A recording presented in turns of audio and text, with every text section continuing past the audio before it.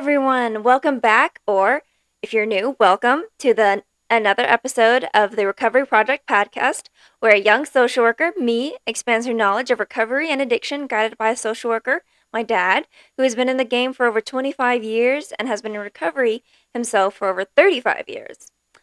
If you missed our first podcast, I'm one of your hosts, Shauna, and my co-host, Steve. Before we start, I have to ask, we did a couple intro questions and fun facts, and I thought it'd be important to get that from you. So, what is your zodiac sign, your Enneagram number, and what is your favorite color? Oh well, that's favorite color is the easiest part because that's red. It's been red ever since I was little. I love all forms of red. My actually my sign is a little harder because I'm right on the line. I've Oh said yeah. Capricorn for my whole life, but I'm right on the line. My birthday is December 22nd, so it's Capricorny Sagittariusy. I think And is the way yeah. the way that works.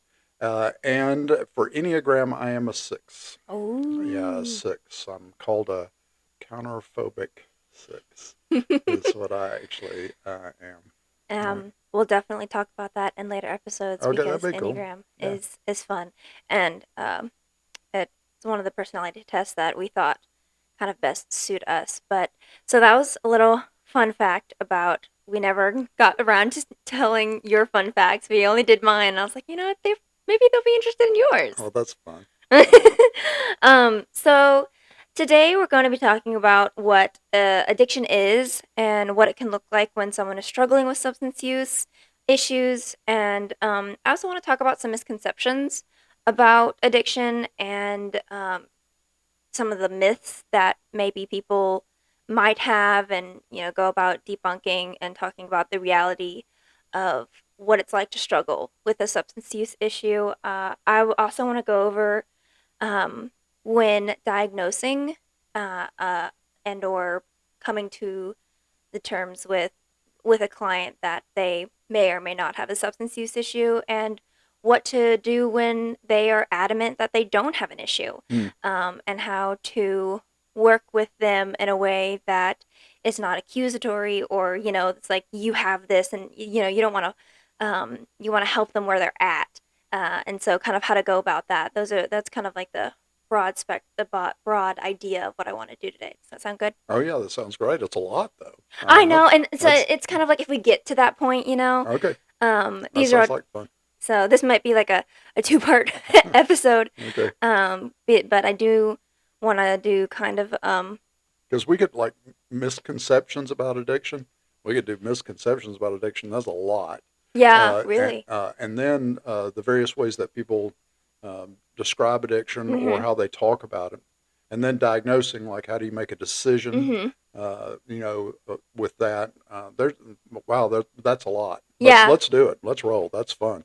Yeah, and I just thought that'd be interesting because I made that realization last time, and because I'm in my courses, we're going through what it's like to see the symptoms and signs of different disorders and how to go about diagnosing that and talking with the person about that. And I realized I've never done that. I've never seen that with a client's substance use people who are struggling with substance use issues. I've Hmm. only ever seen, like, in the office, I've only ever seen them after they've been, like, they Right. have an issue and they're currently dealing with the issue. I've never seen you, except for one time, um, and even they were like, "Yeah, I think I may have an issue." I've never seen you have to work with someone to get to the point where, they come to terms, either they don't or they do, come to terms with the fact they have an issue. Um, I've never seen that happen, and I've Right. never done that. Hmm.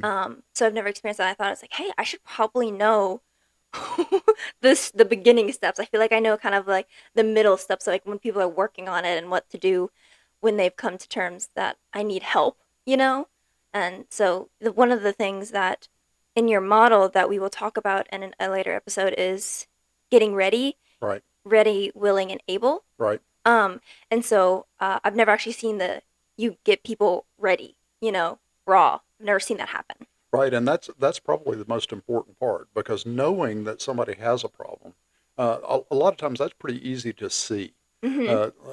We can look at a problem and say, okay. That which causes a problem is a problem. Mhm. So if you're drinking too much and it's causing problems with your driver's license or with the law or with your relationship or something along those lines. So if you're getting negative consequences that are associated with it, we go, well, okay, well, we can see what the cause of the Mhm. problem is. Mhm. But most of the time, people will say, well, I don't think that means I have a problem with substances per se. Okay. Mhm. So they'll attribute it to other things. Okay. So everybody that comes in the door like knows something's going on. Okay. Right? Okay, I got problems. Yeah. Uh, but what they will be doing is attributing it to other things, Okay. willpower or self-control. Okay. Or you've heard people that we've worked with before in our group process. We've heard people say, "Oh, well, I'm just stupid," Ah. right? Mhm. Or I'm just weak, Yeah. or I'm bad. Mhm. And those are the common attribution errors Mhm. that like they'll attribute it to something else. Right. I'll say, I don't have a substance use problem. Instead, what it is I'm a bad person or I'm a Uh-huh. weak person. There's something wrong with me. Exactly. Exactly. And all the variations in the ways that they will attribute it to other, causes is Mhm. what we have to work with. Okay. So everybody goes, okay, I know there's a problem here. Okay. Know something's going on. What is the cause of that problem? And Okay. the last thing that people want to believe is that the ingestion of the substance Okay. is actually the cause of the problem because, as you've heard us talk about before, it has become such a solution for me, Mhm. such an answer to other things in my life that it's hard for me to believe that that can be the cause of the problem. Mm. So they want to, so they recognize a lot of times that there is an issue, but because they're the solution, the substance, whatever it is, whether it be alcohol or a substance, uh, that they don't want to believe it's that is the problem Mm-hmm. because it is become the thing that has saved, helped, not saved, but helped them get through, Yeah. and now it's causing the issue. Yes, and I guess we should say something that was implied there is that we consider alcohol to be a drug, ethyl Mhm. alcohol to be to be a drug that just happens to be legal and Mhm. and available in a lot of forms, and we don't make a lot of distinction Mhm. between what the mood altering substance necessarily is. Mhm. Although there are reasons to think about that, All right. there are definitely different symptoms that occur and different problems that people do have that are associated with different Mhm. classes and kinds of Mhm. substances. For our purposes, when we're talking about it, we use substance use. Right. And so any substance, and Mhm. alcohol is just another one of those Okay. substances. Okay. And so we should probably say that, out loud Okay. so that, we're not confusing people Yeah. about what we're talking about. And yes, the real, as you've heard me say before, the core thing is that using the substance is an answer for Mhm. me. Everybody that starts ingesting a mood altering substance has a reason that they do. Mhm. It works for them in Mhm. some way. And to the extent that it's working to solve a problem, it's very difficult for me to believe that it's the cause. Mhm. For instance, if I have a social anxiety or, Mhm. just in some way I find it difficult to be in crowds or with Mhm. people, and a lot of people are that way. We call Mhm. alcohol a social lubricant. Mhm. All right. Mhm. So let's say my lubricant is working pretty well for me at the beginning, Mhm. and later I begin to have problems that are associated with the ingestion or the over ingestion of that Mhm. substance. What I want to do is hold on to the lubricant, Mhm. and therefore I have to not believe that it's causing the problem. Okay. What about, so I know that there's like a distinction, then there are a lot of genetic factors that, go into this, but what about when people say that they just did it, like they didn't have like a reason necessarily, like they weren't socially anxious, but they like did it in college or they did it with friends and they did it like as people say recreationally, and then it goes into like where they can't stop. Right. Like what um would you say that it's still that same problem? Would are like they're still trying to find a solution? Like what? How do you think about it when it's someone comes in and is like, I've just done it. I started it, and it was just recreational, and then it got to a point where I couldn't stop. Like, how do you? What's thinking behind that? Well, that's interesting. I wonder, how. in our society and in the world, we sort of have gotten sold on the notion that recreation, Mhm. is associated with mood altering substance. Mhm. But we have, Yes. and so it's very difficult, especially in our culture, but maybe everywhere. Mhm. It's very difficult to not get exposed to the ingestion of a mood altering substance as a part of the good life, Right. as a part of the party, as a Right. part of, in the enjoyment, in life. So a Mhm. lot of people are going to get, exposed to it. Right. But in that way, it would be kind of like saying, how do we figure out that, a peanut allergy is a problem? Well, everybody's going to get exposed to peanuts in Right. some form or another. Only some people are going to wind up having problems that Mhm. are associated with that. Mhm. And at the beginning, Mhm. it's going to be a normal, natural, good thing Hmm. that everybody participates in. Peanut Right. butter, it's pretty, Right. that's around everywhere. And so is alcohol. And Yes. so are many other mood Right. altering substances, right? And so at the beginning, it might not be necessarily that I'm pointing to a problem per se, Mhm. or a unique thing like anxiety, the Right. example I gave. Maybe it's just that it's associated with what I consider to be the good life, Right. Okay. Mhm. considered to be recreation, as you Mhm. said, Right. or relief, Mhm. reward Mhm. at the end of the day. A lot of people believe and are really, sold on the notion that at the end of a hard day's work, Right. the reward is the relief that I get from the ingestion of mood altering substance. Right. Which just seems like a strange, thing Yes. when you say it out loud like that. Yeah, it But does. but I mean, it is everywhere in our Yeah. culture. That made me think about how it is so common to say, just a lot of clients come and saying, "Man, I just wish I could just relax with a cold beer or whatever. Like I wish I could just, let loose with like that." Um, and so I guess that is the that becomes the solution of like to calm down. It does. And that's considered to be normal. I wish Mm, I could drink like a normal person, which right. is to say that my life is supposed to be stressful and difficult, Mm-hmm. but my reward is Is the ingestion, as I've said many times before, of mm-hmm. industrial paint solvent that comes in a lot of Right. flavors that's Right. really bad for my Right. insides. But still, that's gotten very much associated with Yeah. the good life and that sort. So Yeah. you can see how even if at the beginning I don't see necessarily that I'm using it for pain, I definitely am using it as a solution, As a solution. as an answer to Stress. something. Right, Something. Like right. Either recreation, mm-hmm. relief, stress, something. Right. It has become an answer to something for me. And therefore, later, if Mm-hmm. there are problems that are associated with that, you can see why I would not want them to be there. Right. And I would have a difficult time seeing them or accepting that. Yep. That points to something that I wanted to talk about. That component that I guess I don't want to. It's not about othering, but that distinction between somebody who can, party hard, drink, and do other substances, and then just be like fine with never doing them again, or not having an issue with stopping. Mm-hmm. Like what is that distinction Mm-hmm. in someone who can and can't do that? Just stop and be okay with stopping and it not being an issue. Right. What is that distinction? Well, there's two big ideas about that, both that make sense to me.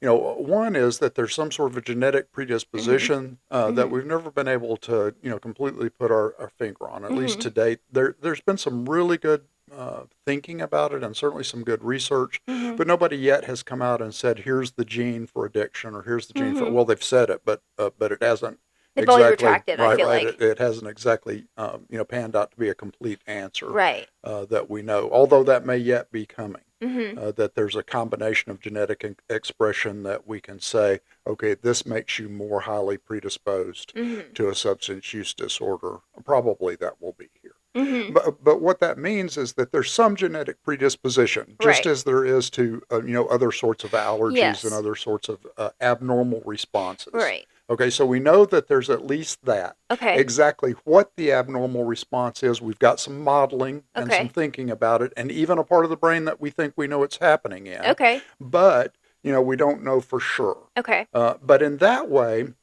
we've got as much information probably as a lot of things, because in a lot of drugs and a lot of ways that the mind works, the exact mechanism of action is unknown. Right, right, But that doesn't mean that our modeling is poor. right. So if I said there's probably a genetic component, Okay, that's pretty safe, okay, and that likely we'll be able to point to it even more strongly than we can now. okay. That's probably true.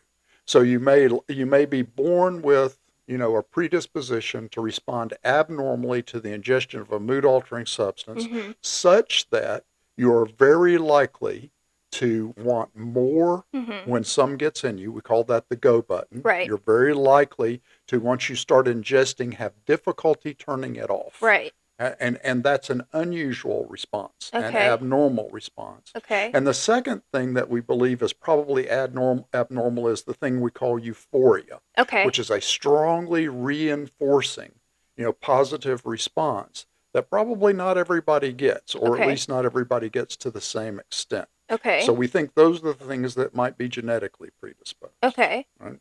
So let's say you could inherit a predisposition to have a strong go signal and a Mm-hmm. strongly reinforcing euphoria, and that some people are less likely to get that. Okay. They can get intoxication or disinhibition, Mm-hmm. but actually they don't like the way the thing feels to them. Okay. A lot of people, when they begin to drink alcohol and begin to feel intoxicated, they will say, "Oh, I've had too much," Okay. which a person with the go signal Mm-hmm. will not say. Okay. They won't have that experience.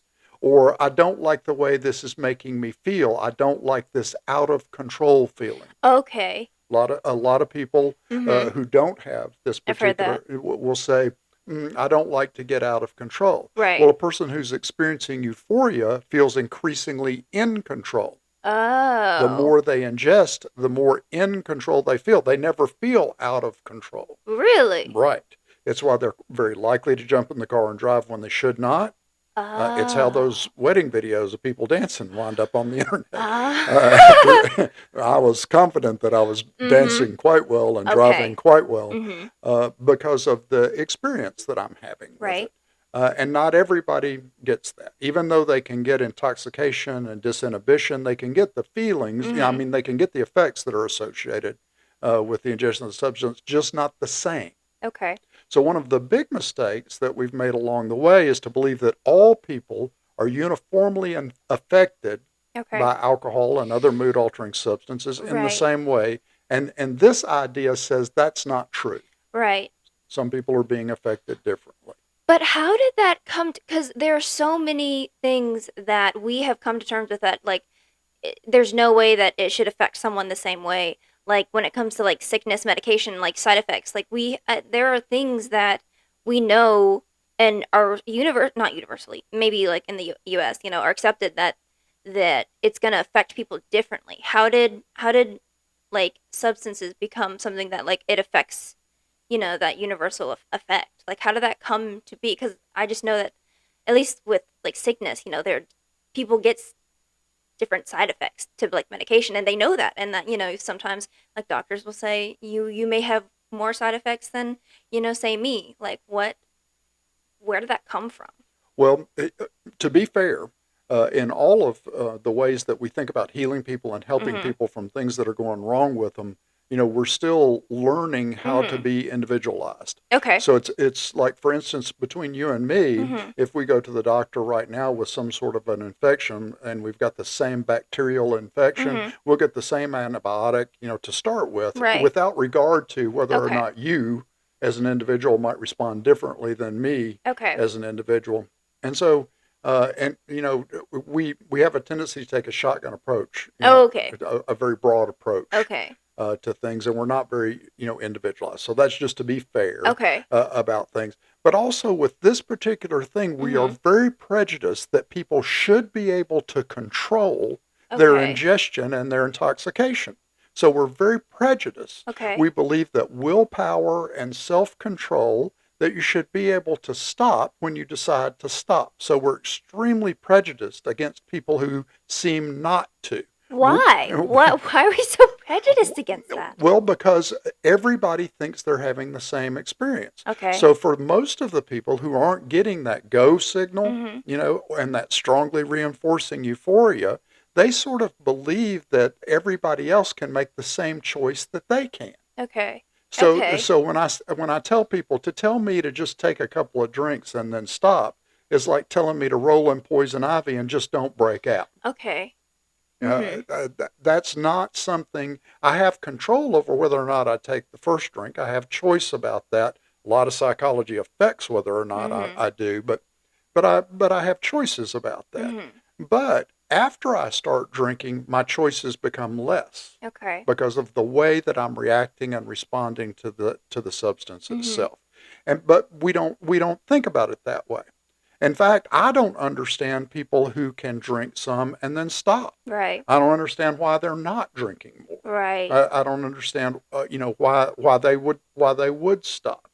I used to say back in the day, I would try to get people to sort of get high the way I did, Hmm. and all I would end up doing is making them sick because they Oh, wouldn't respond the same way that I responded to the substance. that's so It interesting. it really is. It really is. One of the things that I've talked about that you may remember that I've said before is that we know that, for instance, opioid narcotics, Mhm. these powerful analgesic drugs that are used mostly to control pain Mhm. in people, we know that most people don't really like the way that they make them feel. Okay. They'll take them and they'll feel very woozy, sleepy, and tired, maybe slightly nauseated, want to sleep, Mhm. for a long time. And then when they wake up, they'll say, "Oh, I didn't like the way that made me feel," Hmm. and they'll put the rest of them up in their medicine cabinet and start taking ibuprofen or Mhm. aspirin or something instead because they really didn't like the way it made them feel. They Hmm. didn't enjoy the experience. Mhm. And yet, there's a small percentage of us, like me, who I do. Right. Like I'm going to go to their house after they put them up in the medicine cabinet. I'm going to steal them all down out of their medicine cabinet. Uh-huh. And when I take one or two or three, I don't feel woozy, sleepy, and tired. I feel strong and powerful. I'll build you a house. I'm glad to be here. I'm glad you are here. I'm glad there are some of those here. you so you think that everybody else is reacting the way that you're reacting. That is very interesting because that makes me think of like stages. I just recently went through a course module about the stages of development, Hmm. and that there's a stage where it's very self-centered and you think the way that the world works for you is how it works for everybody else. Yes. Is that like does a substance that just it was very interesting because it made me think of that like but that's when they're younger. So it's like do you think that this is a question really? I don't know if you know this you would know this, but the science behind substances revert you back to a more um not childlike, but the development of your brain like I don't know like cuz that's such like a developmentally childlike thing to do to assume or to think that's the someone else is reacting going to have the same reaction that you are. Well, maybe so. And maybe it's just something that we don't grow out of. Mhm. Because, right now, if you drink something, Mhm. and don't like Okay. it, you will look at me and go, I don't see how you can drink that. Which I've done. As if you're assuming Right. that I'm having the exact same reaction and response to it that you are, and Oh. I'm just choosing to like do it anyway. Okay, okay, okay, okay. So we Yeah. have it. All we can do is go with our experience. Right. Okay. And so when the experience is intoxication, disinhibition, what we assume is that the other person's getting the experience that Mhm. we're having. Mhm. And if they choose to over ingest Mhm. and have problems that are associated with that, why? Why Mm. would they be doing that? I know Mm. when to say when. Okay. I know when to cut it off. I know when to stop and go home. Why don't you? Oh. Okay. I hadn't thought about it like that. That's very interesting. So, and that also, with genetic predisposition, predisposition, Mm-hmm. um, I just know from clients who have come in that they didn't start having a problem until later in life, Right. even though they had this genetic predisposition that we can say because like family and friend, not friends, family, they have a pretty good like both mom and dad, mom's mom, dad's mom, that they can see that they likely have a genetic disposition, but they didn't start having a problem until later. Right. Like, do we know the science behind that, or is that Well, only theory. okay? We have ideas about it. Okay. Because the second model, is that if I'm in enough pain, and take enough painkiller, I Mhm. can become dependent Mhm. and create a thing called, pseudo addiction. So if I'm caught up sort of in a pain syndrome, Mhm. or I'm feeling bad, Mhm. and every time I take this, I feel better, and so I get caught in this, cycle, Mhm. and of a thing that we would call non-genetic, necessarily, sort of a pseudo addiction. Okay. So it's really possible to become dependent on drugs if I take enough of them for a long enough, period of Mhm. time. And if I have a continuing reason to, Okay. like some sort of pain, Right.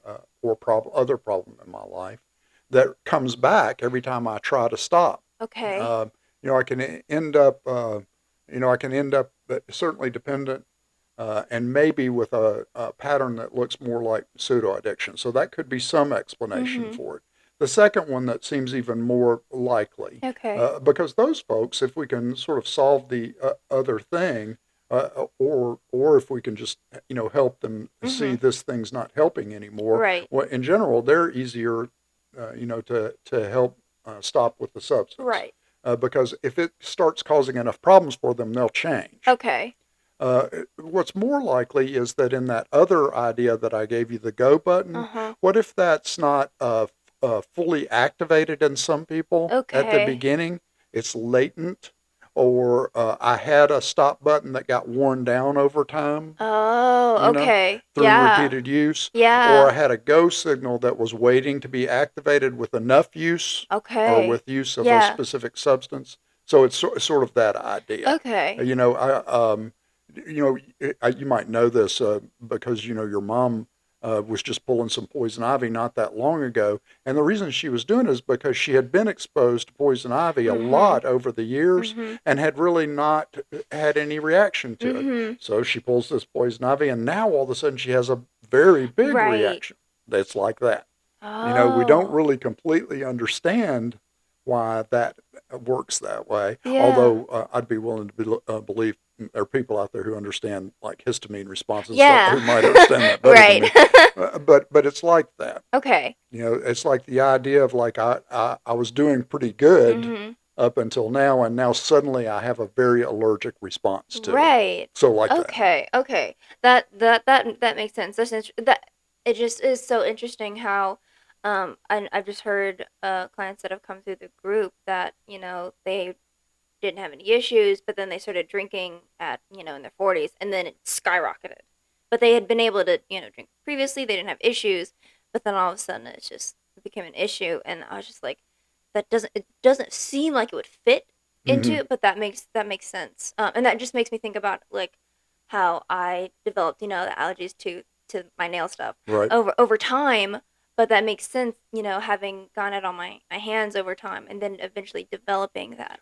See, that's a good example. Yeah. You had a particular nail product that you were using that Mhm. you used for a long time Mhm. without any negative side effects, Mhm. and then suddenly, you started having a negative side effect. You experimented with it enough to be Mhm. sure that you're actually having the negative Mhm. effect from the product, and why did I develop Mhm. this? So we think it's similar to that. Yeah. We think it's, and also remember too that people underestimate the length of time they've been having problems for the most part. Ah, okay. So what we know from long experience Mhm. is that it's people will come in and say, I just started having problems a couple of years ago. Okay. But as you work the history backwards Uh-huh. and you get more information, Mhm. especially collateral information from Right. from family members, you find out, Right. oh no, this is Going on for a right, while. right, because I don't see a problem as Okay. long as it's still an answer. Oh. If Okay. it's still working for me, it's very difficult for me to see it as a cause of a problem.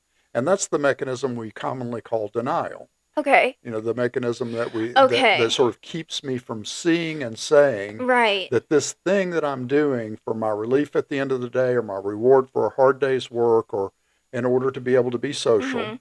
So this thing that I've got there is causing my anxiety, causing my Mhm. depression, Mhm. causing my sleeplessness, Mhm. causing my relationship problems with my significant other. Right. They may all be there, Right. but I'm attributing all of that to other things so that Okay. I don't attribute it to my answer, which is drinking or Okay. using. Okay. Because I was about to ask, because like, how could for so long be so not see that, but I definitely see, um, because I just thinking about with eating and it's like because I'm not exercising enough. It's not because I'm eating too much. Right.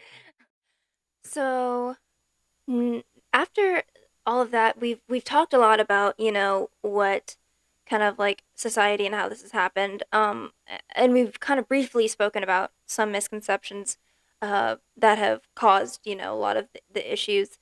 What in general are like the biggest misconception with substance use issues that Well, the biggest thing that we do is we have a tendency to attribute it to those like silly things that I said before. hmm Let's take the example of intelligence. okay. In our society and in people who hmm work with this, family members who are struggling with this, we can at the same time believe that the problem is that he's super smart hmm and that he's really dumb. And we can just about say it in the same sentence. We can say, boy, he's just so smart. He's got so much going for him. Why does he keep making such stupid, you know, Okay. choices? So Okay. we keep on thinking that imagining that somehow their thinking skills are the issue, Okay. that they don't have the ability to figure out that alcohol and drugs can cause problems. Right. It's all the drug education that we do is try to hmm teach people about this, hmm as if we haven't done that. I mean, you Right. got a boatload of drug education, Yeah. which has not reduced Nope.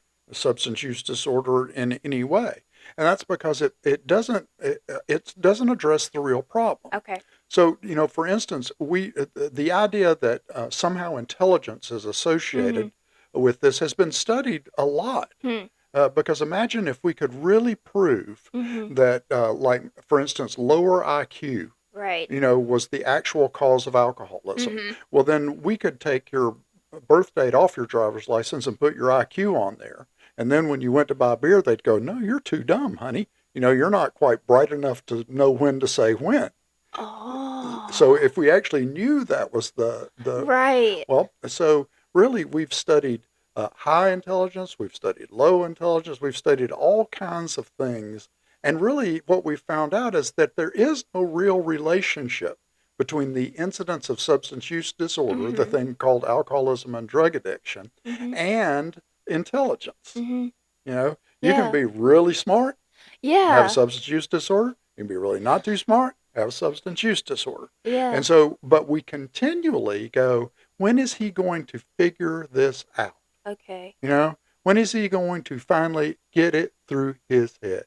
Yeah. As if somehow or another there's going to be something about this that he will understand. Uh-huh. And I want you to know that's not the issue. Okay. So, so intelligence, Yeah, that actually the misconception of intelligence that makes brings me back to the first episode.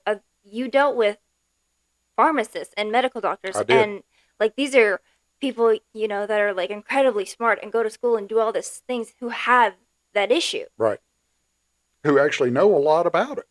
Know a lot about substances and know a lot about, the problems and the pitfalls of that. And yet, what we know is that the incidence of substance use disorder among healthcare professionals is probably slightly higher Right. than other professions. Yeah, that actually is another misconception that I feel like I hear a lot with people who think who like what a this is a very prejudiced term that we don't use, but a drug addict. Right. What a drug addict looks like is someone who is homeless and like raggedy and I feel like a lot of people when they say like oh, a drug addict I think that's what they think about. Um or at least that's when people would describe it. That's Yeah, and it, often. and it really does cut across all of those lines. Mhm. Now, that's not to dismiss the relationship Right. between poverty and Mhm. disadvantaged, and the problems that are associated with substances. So Mhm. I don't want to be dismissive about our societal Right, because that is problems. a true thing. That is a real thing. Of course it is. Yes. However, what we know is that the incidence of substance use disorder in the wealthiest Mhm. town in our area, Mhm.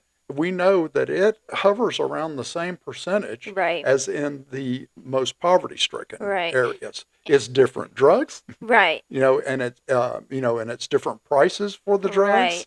drugs, and it looks different because money does protect you from negative Right. Right. consequences. You're less likely to go to jail and end up in Right. prison Mhm. if you're from the wealthiest area of Right. town. Yeah. That doesn't mean you're less likely to have a substance use Right. disorder. It goes through. It reaches every socioeconomic. It really does.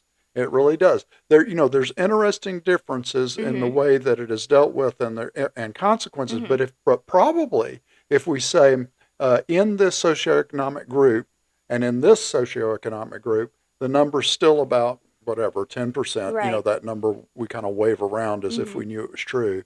Of all people are going to wind up with substance use disorder. Right. Um, and there are some variations, some things that we need to account for. Mhm. But what we can say is that having money and intelligence doesn't protect you from Right. having alcoholism and drug addiction, Right.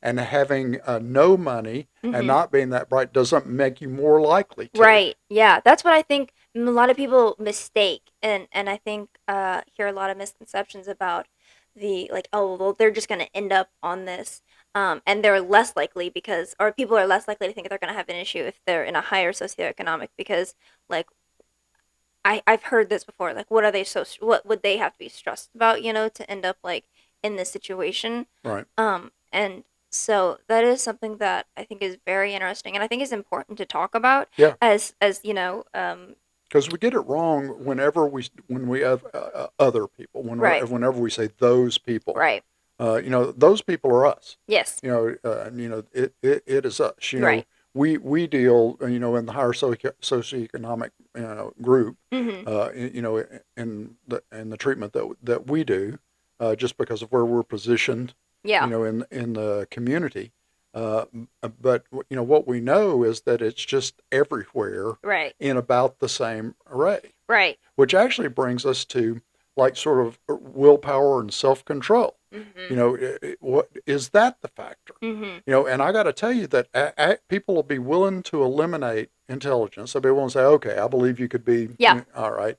And I'm willing to eliminate socioeconomic status. Okay, if you yeah, say so, Steve. But doesn't it just come down to you got to make up your mind? mm-hmm, You got to have willpower and self-control. yeah, Well, in an attempt to measure that, what we take a look at is things that traditionally are thought of as requiring willpower and self-control in mm-hmm, our society. mm-hmm. And that's the acquisition of education and income, right?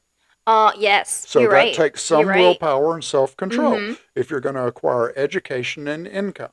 mm-hmm, And what we find is, just like it cuts across those lines that we were talking about before, mm-hmm, right? There's not a relationship. right, There's not a relationship. You can be very well educated, mm-hmm, right? mm-hmm, You can have advanced degrees, mm-hmm, and you still have about the same chance of having a substance use mm-hmm, disorder, right? You can have yeah, high income, and mm-hmm, still have about the same chance of having a substance use disorder. Those things are not protective or predictive, mm-hmm, right? And so if that were an accurate measure of willpower and self-control, and I'm not, saying that that's 100% true, yeah, but certainly it's associated with it, yeah, right? And so what we know is that these folks tend to be actually relatively strong-willed, and this is something you're going to know from having worked right, with our population of people. right, They have a tendency towards stubbornness, very, right? very, you're So right, I can remember working with one dad, a family member, and I started getting on the willpower and self control thing, and he said, "Yep, he's weak. He's weak uh, willed. I've been telling him he's weak willed since he's little. He's weak willed oh just my like his." goodness. Oh my goodness. So he's really going with the weak willed Right. thing, and I go, "Yeah, and he's stubborn too." And he goes, "He sure is. He's stubborn as a mule." And so in one sentence, I got him to say he's a weak willed, strong willed person, Oh my gosh. right? He's a weak willed, strong willed person. And that's because the weakness is only in this one allergic reaction that we were Mhm. talking about, right?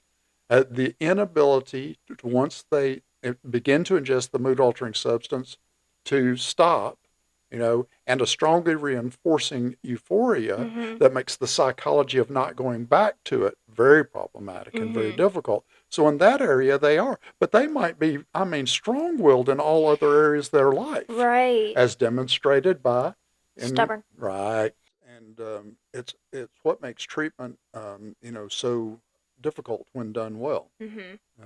If we use a very simplified model, which almost everybody does, which says, you're gonna maintain abstinence, and you're gonna get better, and that's that. Uh, if we do that, it's pretty straightforward, Yeah. but just not very successful. Right. So as we've tried to broaden the way that we think about it and the way that we approach that, what happens though is that treatment becomes very long and much more complex. Mm. Mhm.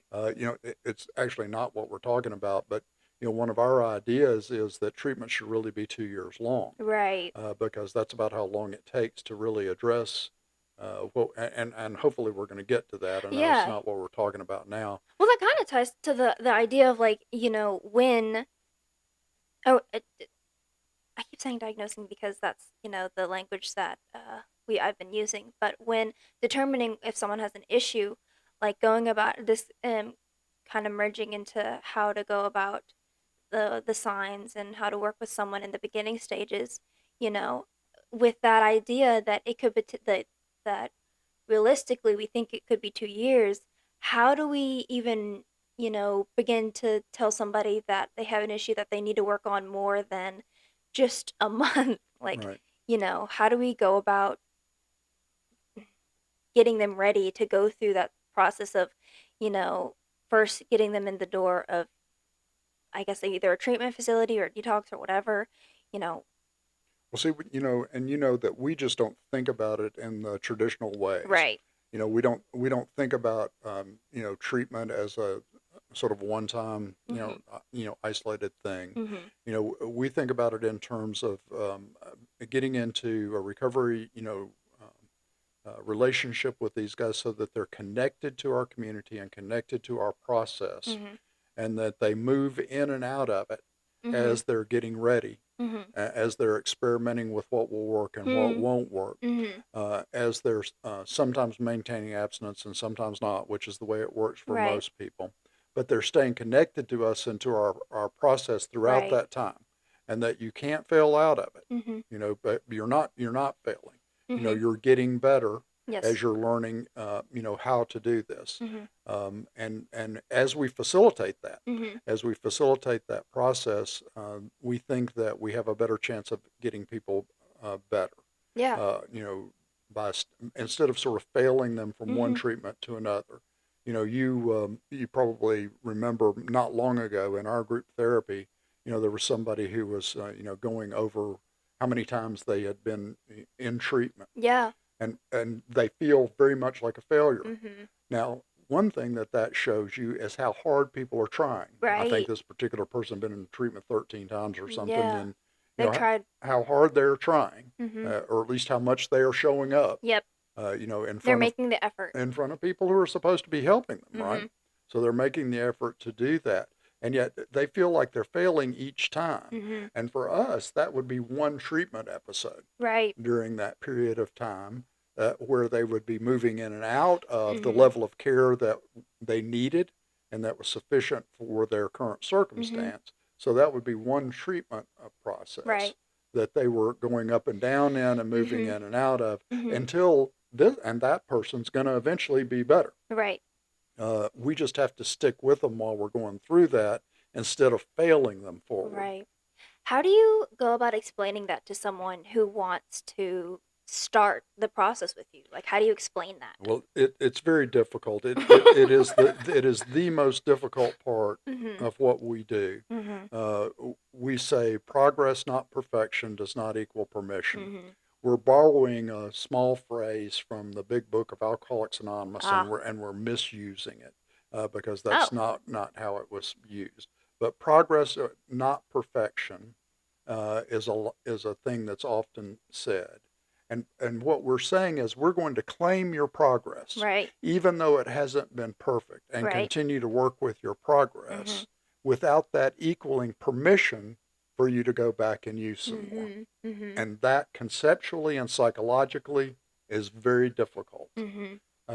So, but we have to keep saying it, Right. and we have to keep working on it. We Mhm. have to, and again, this is very social work because Mhm. this is a strengths perspective Right. for the person and environment. Mhm. And so this is a strengths perspective that the progress that you have made was not lost. Right. Another thing that we say is you don't have to start over. Not only that, you don't get to start Right. over. You're still going. You're still living. That's right. And so we don't believe that you had this period of time that you were good and now you're bad again. And this Right. period of time that you're good, now you're bad again. Right. You Uh, didn't stop living. You're you just. and there is no starting over. And in real life, in this process, there is not. Mhm. And so what we're trying to do is accurately Mhm. facilitate that clinically, Mhm. so that the help that we're providing them matches the real world experience of most people who get better. Mhm. That it's so complex, but it's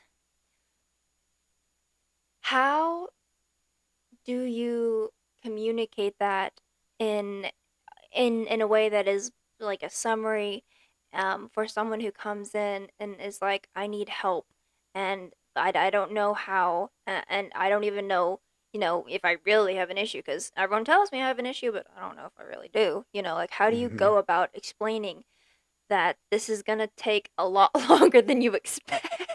Well, I don't say that. Certainly not. Certainly not That's at the smart. not at the beginning, right? When somebody's in the part of the process that we call get ready, Mhm. the so they're not sure Mhm. yet. So we don't ever talk about that process and that length or anything Mhm. until someone has already decided. Okay. So they're theoretically ready, Gotcha. able, and willing Right. before we're talking about Mhm. those things. Mhm. If they're in get ready, Okay. what I'm doing is working with them on the relationship between their consumption of mood altering substance and the problems they're having in their life. Yeah, okay. Okay. Okay. So that's all I'm working on. They know they have problems. They know they have a relationship with the ingestion of mood altering substance. What is the relationship between those two issues? And I Oh. have to help them Uh-huh. to see that for themselves. Okay. And so I have to stay. It doesn't do any good for me to say I think you have a drinking problem. Right, right. Although sometimes I do say that if I Yeah. think there's a chance it will be helpful. But for but for who they are. Right. For the most part, what I'm doing is saying, okay, I see you have this problem. Mhm. In what way is this associated with this problem? Mhm. And I say, well, it's not. I don't think the drinking is causing my fighting with my wife. Right. And I think that's what it Mhm. is. Well, okay, let's see if we can figure that out. Mhm. And so what I do is I stay with the person asking questions Mhm. about that relationship Mhm. until they come to me and say, when I drink, I fight with my wife. Okay. So it's mainly, you're not, you know, you're helping them make the connection. You're not telling them that there is a connection. You're helping them find the connection. That's what I'm hoping to do. Uh, in years gone by, I've tried a lot of different approaches. You've seen me work enough to know that I'll try almost anything, Yes. if I think it will be helpful. Right. But in years gone by, I took an expert approach to things. And so people would come in and say, I've been referred to you, Okay. by so and so. And I would say, well, that probably means that you have a problem with alcohol or drugs. Which is it? Mhm. And sometimes that would work. They would say, well, it's, and then we could kind of like go a little bit from there. Right. Almost inevitably, I would end up having to back up to some form of get ready. Right. Oh. So I would essentially say, if you've been referred to me, it's like being referred to the best diabetes doctor, in town. Uh-huh. That means somebody thinks you've got diabetes. What do you think? Mhm. Right. And so that's the way I would approach it, is like an expert. If you're seeing me, you've got the problem I specialize in. Right. Oh. And sometimes that would work a little bit. It would at least get the conversation going. Yeah. But almost always I had to back up and to get ready. Okay. And so now I just start with get ready, and try not to pull the expert thing out because Yeah. it's I How don't know. did you like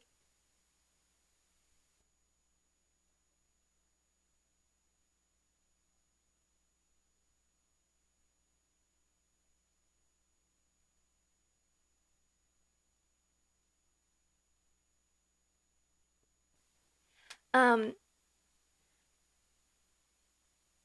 How did you? how did you learn, like, what were the issues that were arising, like, when you were like, you have this issue, but then having to go back, what were you seeing? Well, I wasn't helping as many people get better. Oh. I can stand on authority, and as you know, I can sort of argue people Yeah. into, I'm right, Hmm. about this. But for the most part, I wasn't seeing, people get better over the long haul, Right. and without being patient enough, Hmm. to get them there. And I really learned that in treatment because almost all treatment, the way that it works right now, is you have some sort of big negative consequence, like a DUI or a Right. divorce or something big happens. Right. You go into treatment feeling really bad, right? Hmm. And everybody goes, "Do you admit you're an alcoholic?" And you go, "Hi, my name is Steve, and I'm an alcoholic." And then we kind of like, we believe now we have agreement about a Right. diagnosis, which we do not. Right. So essentially, what I was doing is the same thing. I was getting false agreement with my Oh. diagnosis, and then Right. moving directly into treatment, which often just failed. Oh. Because to the extent that you do not agree with me, Hmm. you are not going to do what I recommend. Yep. And just because we can get people who feel really devastated by what just happened to To them say it. to say it does not mean we agree about what's really the problem here. Right. Okay. That makes sense. That's why the first part of our model is agreement. Right. We're going to keep talking Yep. until we're sure that we agree about Hmm. the exact nature of what's going on with you Right. before we move into any form of Hmm. treatment Hmm. planning. They need to be on board. They do. They need to be fully on board, or the ship will not go. They need to be able to tell me. Okay. Okay. And that's why you see us do so much psychoeducation, why we're doing so Yeah. much didactic stuff and so much trying to teach people, is because we want them Hmm. to be able to go, that is what's going on with me. Let me tell you how. Right. And then when they say, what do I do about it? I say, well, we're not there yet. Right. Right.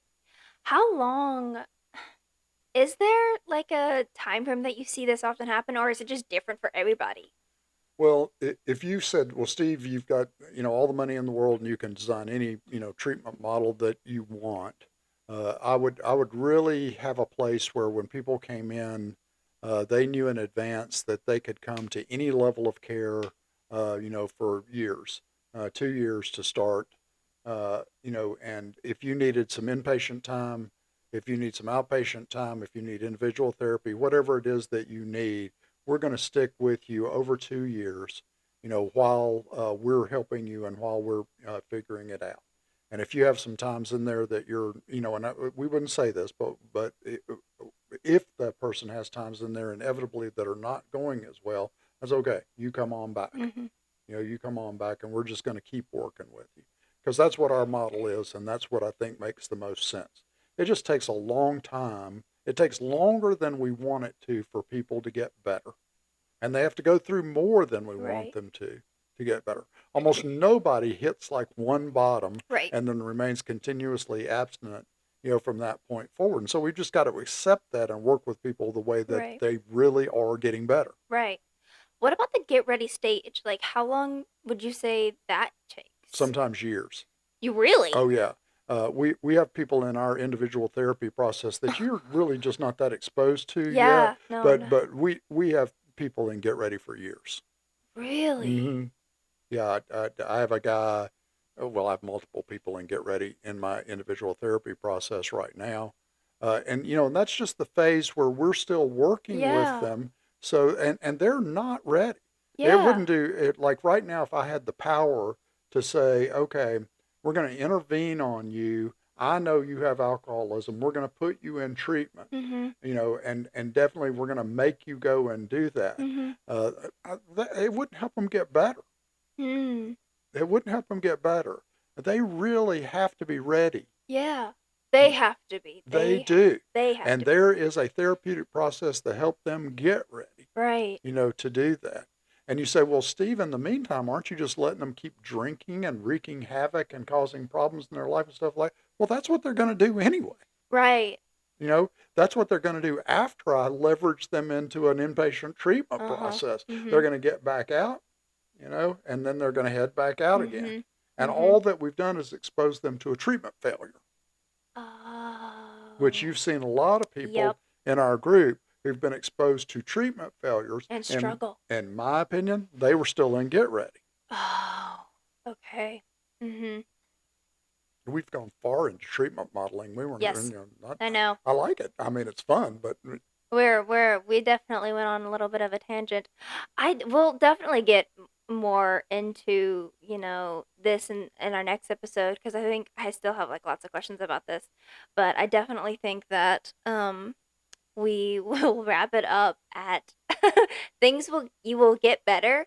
It just doesn't look like what you expect it to, and it takes longer than you think. and that's really important. Mhm. Most people get better.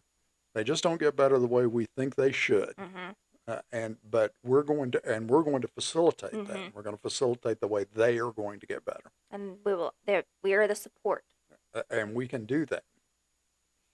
So I think that's a good place to stop for Well, this that. is fun. Yeah, no, that was very educational. Very that brings up one thing that we got some feedback on our last episode, and so if you have questions or if you have comments or something comes up during the podcast, we will be creating a Google form so that you could submit those thoughts, comments, questions, and we will answer those in the next podcast or whenever we get them. So if you have questions or comments or concerns that pop up, please when we get that out, fill that out, and we will try our best to answer all of them. Okay, so that's something you're going to like announce how they're going to find that next time, or how they're going to find it. Yes, Uh, it's in the in get the ready stage. works. It's in the works. It's In in the the get ready in the stage at get the moment. we're get ready for questions and feedback. Yep. So that wraps up our second episode of the Recovery Project podcast. We hope the audience learned something interesting, and we'll continue to tune in before we go. We want you to know that we will be posting eventually the Google form on our social media pages, and that we want to thank the Moore Institute and the Addiction Research Foundation for funding this podcast. Follow us on all the, Moore Institute Facebook. I don't think we have a Twitter, but We do. if you find us on Twitter, follow us there. um, and we hope everyone listening has a wonderful day or night wherever you are. And thanks again for listening to the Recovery Project podcast. Okay, thanks, Shauna. Woohoo! Bye. Bye.